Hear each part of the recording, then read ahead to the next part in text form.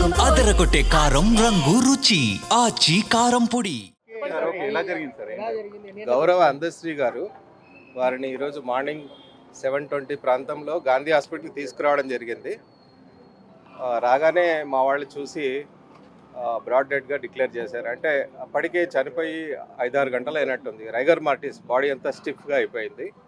తనకి ఒక 15 ఇయర్స్గా హైపర్ టెన్షన్ బీపీ ఉంది. దానికి 1 మంత్ నుంచి ట్రీట్మెంట్ వాడట్లేదు. ఒక 3 డేస్గా చెస్ట్ డిస్కంఫర్ట్, కొద్దిగా ఆయాసము ఇలాగా చెప్పారంట ఇంట్లో. తను నెగ్లెక్ట్ చేసినట్టున్నారు. కానీ ఒక 1-2 డేస్ నుంచి మళ్ళీ బీపీ ట్యాబ్లెట్స్ వాడుతున్నారు. నైట్ మామూలుగానే పడుకున్నారంట. మార్నింగ్ లేచి వాళ్ళ వైఫ్ చూడగానే కింద పడిపోయినారంట. రాత్రి ఏం జరిగిందో తెలియదు, కింద పడిపోయినారు. మేబీ తనకి ఏమైనా చెస్ట్ డిస్కంఫర్ట్ వచ్చి హార్ట్ అటాక్ ఏమైనా వచ్చిండొచ్చు. రాగానే 6:20 ప్రాంతంలో చూశారంట వాళ్ళు. గాంధీ హాస్పిటల్కి 7:20కి తీసుకొచ్చారు.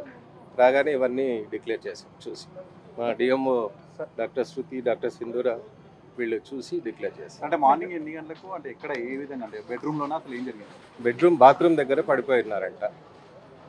హార్ట్ స్ట్రోక్ ఏమండి, హార్ట్ స్ట్రోక్ వచ్చి ఉండొచ్చు.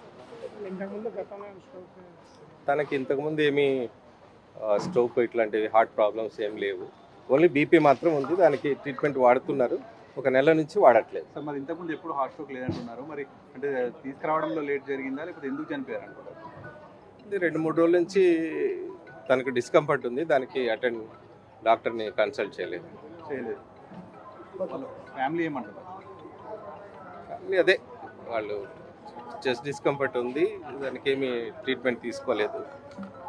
నైట్ పడుకున్నారు. మార్నింగ్ లేవగానే పడిపోయినారు. అంటే చనిపోయిన కొద్దిసేపటికే బాడీ మొత్తం స్టిఫ్ అయిందని చెప్తున్నారు. అట్లా జరుగుతుందా? సరిపోతుంది. కొద్దిసేపటికి కాదు, ఫ్యూ అవర్స్కి. ఇప్పటికే 4-5 గంటలు జరిగి ఉంటుంది.